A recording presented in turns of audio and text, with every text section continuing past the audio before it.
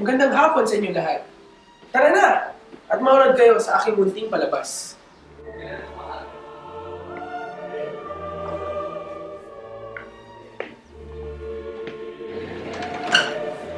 Magandang hapon sa inyong lahat. Tara, samahan niyo ako at manood tayo ng aking munting palabas.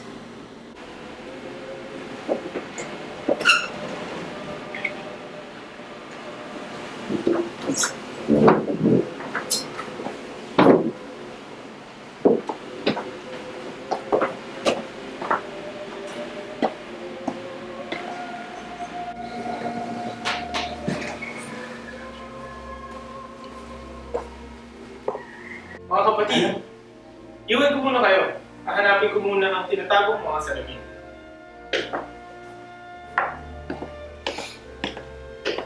Anong palagay mo doon, Custodyo? Dapat bang ipagbawal ang ganitong mga palabas?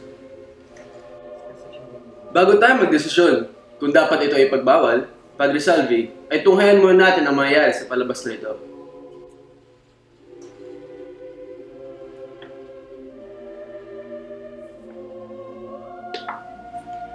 Gino, bakit Gino?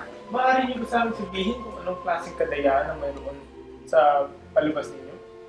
Tandaan niyo, walang mga mamang na madaling maloko sa mga manonood niyo. Alahanin mo, Ginoo, walang pandaraya ang mangyayari mamaya sa aking palabas.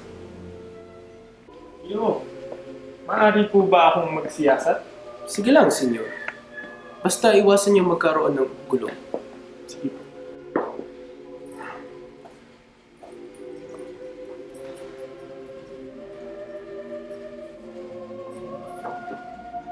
Nasaan ang mga salamin?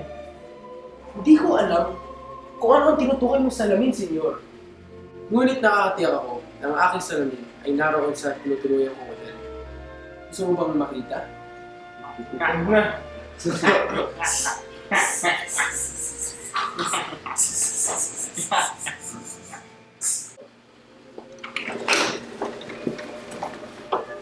Dumalaw ako sa piramide ni Khufu. At natagpuan ko ang isang libingan na may kahon na naririto ngayon. Ang kahon ay may nilalamang abo at pira-pirasong papel na tila may nakasulat.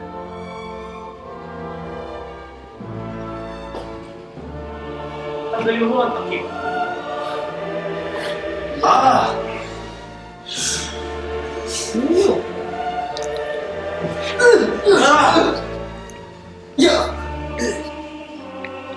Noong binasa ko ang papel doon sa loob ng piramida ni Khufu, nahulog ko ang kahon at may lumabas na ulo mula sa kahon. Natagpuan ko ang dalawang salitang makapangyarihan: panlikha at panggunaw, pambuhay at pamatay. Deremof Espinge. Ipakilala mo sa naririto kung sino ka talaga. Ako si Imudis.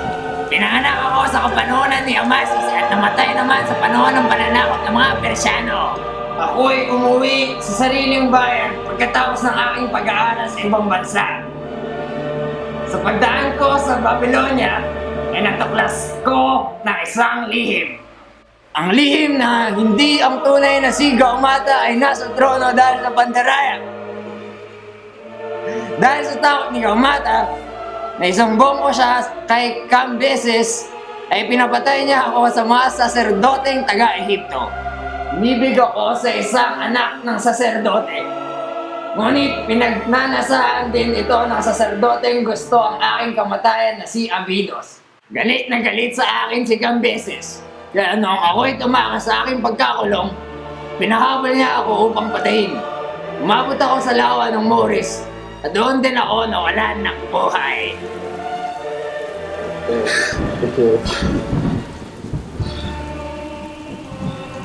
Sa kabilang buhay, pinasaksihan ko ang tagumpay ng kasinungalingan ng pag-iisa ng batang saserdote, si Abydos sa aking minamahal. Nabuhay ako muli upang ihayag ang iyong mga kataksilan. Manda siya! Gaganti ako! Mamatay! Mamatay! Anong nangyari? Nahimatay na! Siguro nakasama sa kanya ang pinahin ng Sotos kanina. Wala naman siyang kinain kanina. Lubhang masama ang palabas na ito. Dapat ito ay pagbawal. Sang-ayon ako sa desisyon na yan. Bawal ang ganitong uri ng palabas sa ating bansa. Sang-ayon ang simbahan ng desisyon na to. Nasaan si Mr. Leeds? Bawal siya umalis sa ating bansa. Si Mr. Leeds, wala na. Siya po ay nagtungo sa Hong Kong.